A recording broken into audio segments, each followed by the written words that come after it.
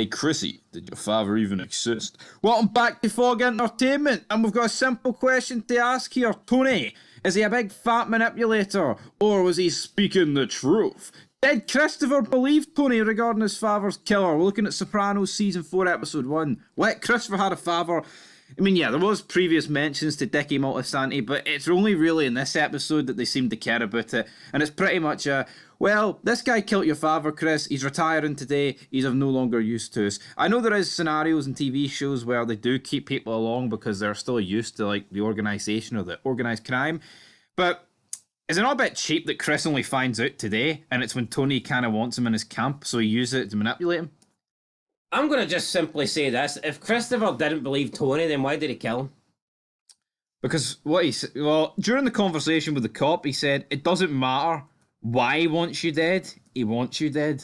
Which I think's pretty key. So you believe that Chris, at that moment, was maybe doubting the truth? Chris thinks that maybe Tony is bullshitting him. Tony wants this cop dead, and he just spinned some he killed your father narrative in order to get Chris to go along with it? I think so. Couldn't we argue that Chris is loyal to Tony, though? And that if Tony just put a hit out on someone, Chris would have done it? Yeah, but I think Tony's a sneaky bastard manipulator. I think he does this to try and get Christopher more in. Bring him in closer. But in reality, he's more out. I try to get out and they pull me back in. So you think he's trying to pull Chris in here? I think he's trying to pull Chris in. But we did put up for a poll, 115 votes. We got 44% voting no, 56% saying yes. So, you know what, it's split now. There's a slight majority. But like, couldn't we say, for example, couldn't Chris bring up his dead father to someone else in the mob? And they'd be like, yo, Chris, that's not how your father died? Or is that kind of talk forbidden? Can you only bring up that stuff with Tony? Well, the talk kind of is forbidden, but I mean, I don't know. I don't think the mob I don't think Silvio really gives a fuck about how Chris's dad died, even though he was around that time, and they should all know Dickie Moltisanti. But I think The Sopranos just whips out storylines for the gutters when they want to. These characters just don't feel close. They all feel like they're in it for the money and the greed. Like, when you watch Sons of Anarchy, you feel like a legit brotherhood between the club. I don't get that in Sopranos. Everyone seems selfish. Everyone seems out for themselves. That's kind of the gimmick they go for, though. They openly admit that. I think the proof is in the pudding. When we see Bobby Bacala's wife's funeral, and everyone's laughing and joking, showing their rings and watches off, and he's fucking greeting, crying a tsunami into the coffin. I think, and we've seen it. Yo, how many funerals have you seen in this show that no one gives? There's people on phones. Tony had to turn around and tell a guy off. Remember last season? Meadow had a big issue with Jackie Appeals Juniors. That one was quite fucking bad. Junior singing. She starts winging food. I think that was understandable, but you know what? You got Paulie as well complaining about his percentages of that one. Ralph was like, Jesus Christ, he's been dead 10 minutes. But I tell you what's not dead. James Toner. He loves a comment, and he says, one of the best mysteries of The Sopranos, behind Tony's fate and the Russian. But when Saints came out and it was revealed that Junior was the one who ordered Dickie's whacking, you're kind of underwhelmed. But once you go back and rewatch The Sopranos, it now makes total sense why Junior wanted Christopher dead in season 1, because he was the one who was responsible for Dickie's death. But the downside to this, we still don't know the identity of the killer 100%. I like to assume Tony had manipulated Christopher into doing this once Haydu had served his services to Tony. Right, so obviously, yeah, the prequel does reveal that Junior is responsible for Chris's father's death, right? But if you think back to season 1 of The Sopranos, obviously things are a bit heated between Tony and his uncle. Let's say Tony did know Junior, right?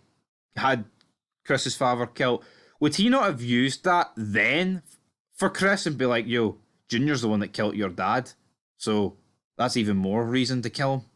When they were like beefing with, like, you know, you've got Mikey Palmas in there. But I think the reality of this is Tony didn't want Junior dead, though.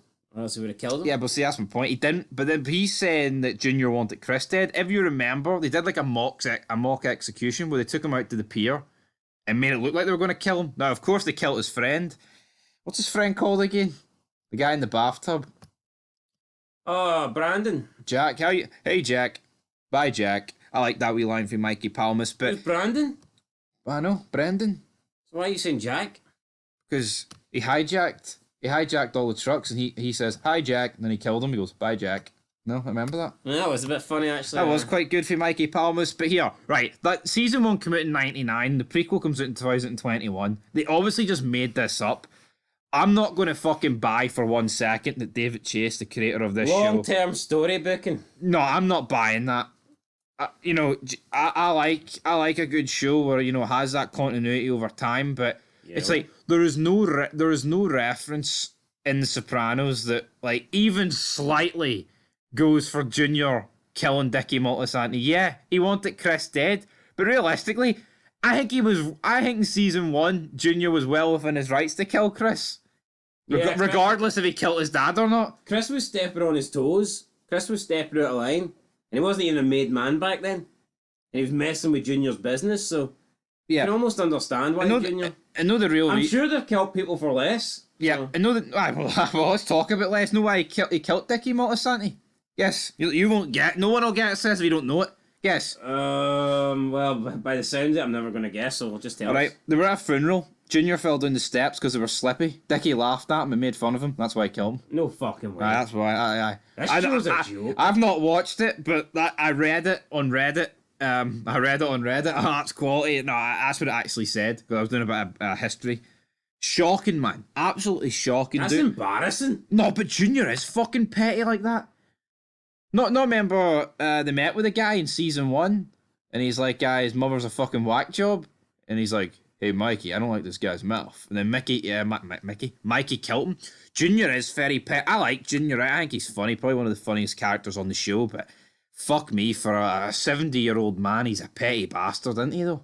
Yeah, he is. He needs to fucking grow up. The guy's going to be dead soon. Like. And he was no different back in the 70s when the prequel, killing a guy. Killing a guy that a made man of the actual fucking crew, killing him because he laughed at him. What? Pathetic. But Tony's like that. Tony's a bit petty. I mean, it runs in the Soprano genes, being a wee petty bastard at the end of the day. Anyway, guys, till next time. Peace.